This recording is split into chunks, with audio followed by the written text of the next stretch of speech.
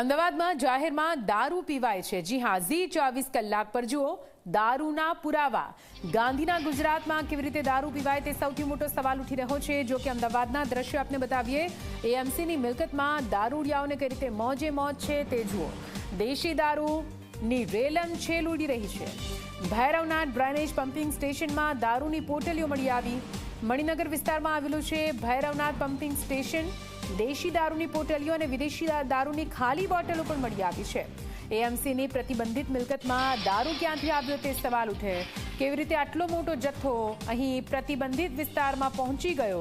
કરોડો રૂપિયા સિક્યુરિટી એજન્સીને ચૂકવે છે એએમસી, છતાં પણ અહીંયા સિક્યુરિટી સુરક્ષાને લઈને કોઈ ઇંતજામ નથી દેખાઈ રહ્યો।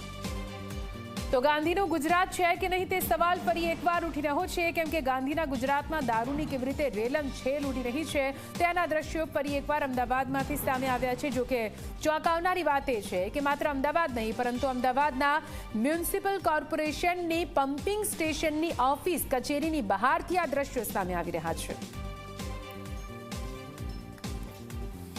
અમદાવાદ મ્યુનિસિપલ કોર્પોરેશનની માલિકીના વોટર પમ્પિંગ સ્ટેશન હોય કે પછી વોટર ડિસ્ટ્રીબ્યુશન સેન્ટર હોય તે સંપૂર્ણ પ્રતિબંધિત હોય છે। એટલે કે કોઈ પણ પૂર્વ મંજૂરી વિના અજાણી વ્યક્તિ ત્યાં પ્રવેશ કરી શકતી નથી। પરંતુ ચોંકાવનારા દ્રશ્યો સામે આવ્યા છે ભૈરવનાથ ખાતે આવેલા વોટર પમ્પિંગ સ્ટેશન પ્રાંગણના।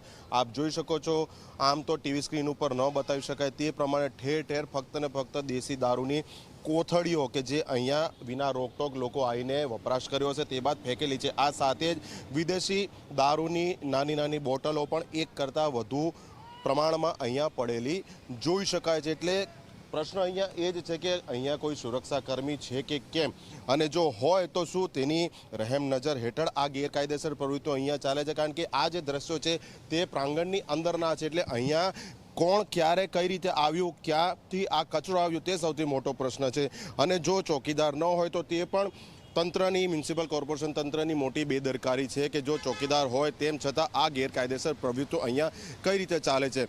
મ્યુનિસિપલ કોર્પોરેશનના વોટર પ્રોજેક્ટ વિભાગ દ્વારા અને વિવિધ વિભાગો દ્વારા આના રખરખાવ માટે એજન્સીઓને કરોડો રૂપિયા ચૂકવવામાં આવે છે, પરંતુ આ દ્રશ્યો પરથી એટલું સ્પષ્ટ થાય છે કે અધિકારીઓ અહીંયા જોવા પણ આવતા નથી અને બારોબાર એજન્સીઓને રૂપિયા ચૂકવાઈ રહ્યા છે।